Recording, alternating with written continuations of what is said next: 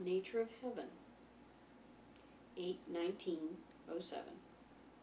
There are quite a few people now that can recount an experience of heaven. They had a near-death experience. There are personal aspects of these experiences that may never get shared.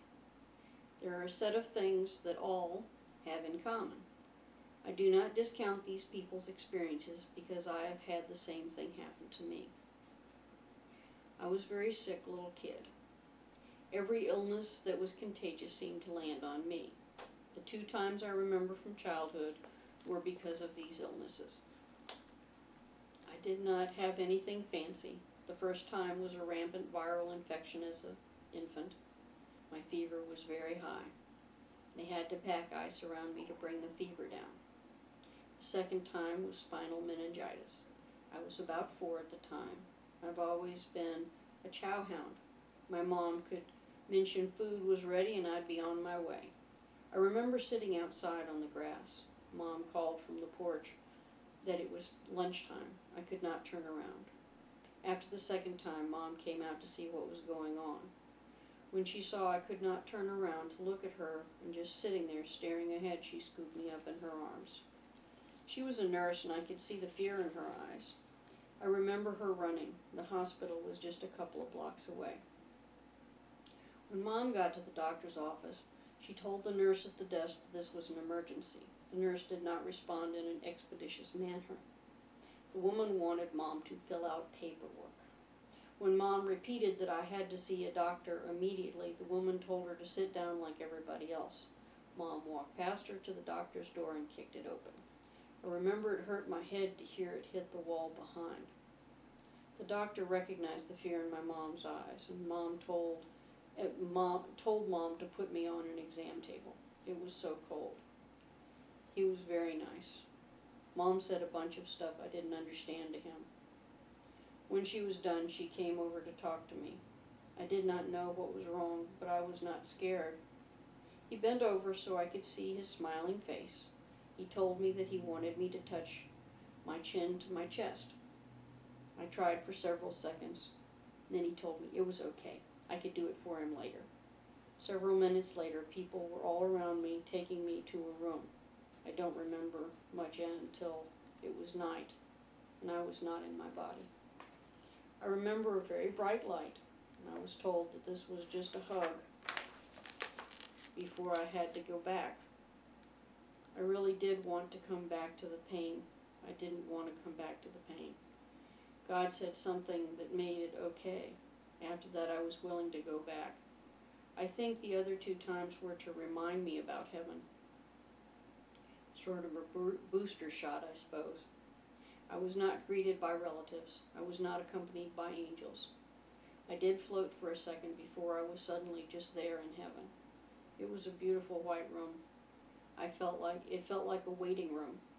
I was not a kid in heaven, but a young adult. All of my visits. I felt infused with love. The next thing I remember was waking up, waking up, still not able to move my neck. I had boards on my arms to keep them straight where the IV lines went into my veins. My mom was asleep in a chair next to my bed. I could move again in a couple of days. Some common threads about these experiences are talking to God, Jesus, or angels. There's a very bright light, and that under other conditions would have been blinding.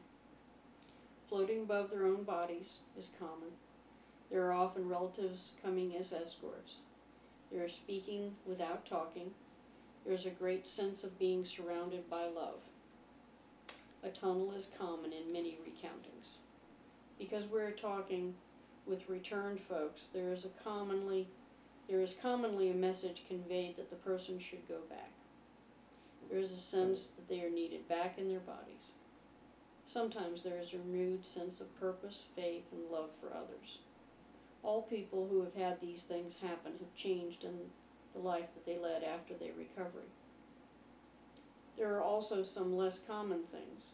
Some remember being told something specific, or they are given a mission to work on. Some see past the tunnel.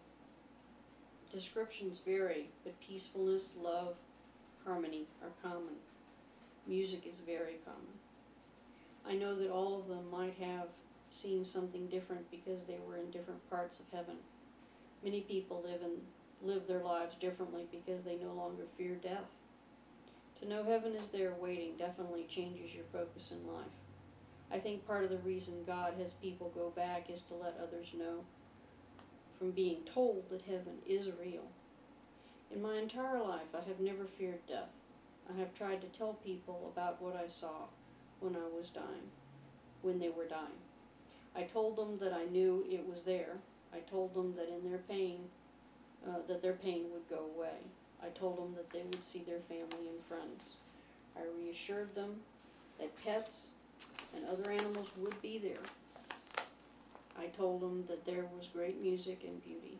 No one in heaven needs to worry about hunger, suffering, or persecution. It seems to help some people. There were a few that insisted they did not believe me. I tried. That was all I could do. I have been sent children that had lost grandparents or a beloved pet to death. Their parents often had not taken time to comfort them. The parents were too tied up in their own grief. In some cases, the pets were regarded as, oh well, they died. Some kids knew what I talked about. It was funny. They said they remembered now. They said they had just forgotten a little about heaven. I was more gratified by the kids because they had not built up the walls of disbelief yet. I think it was wonderful that kids remember heaven and God. There are verses in the Reconciler that speak of wisdom of a 7-day-old and children in general. I know that God speaks through them often if we will just listen. Reconciler Gospel of Thomas, verse 4.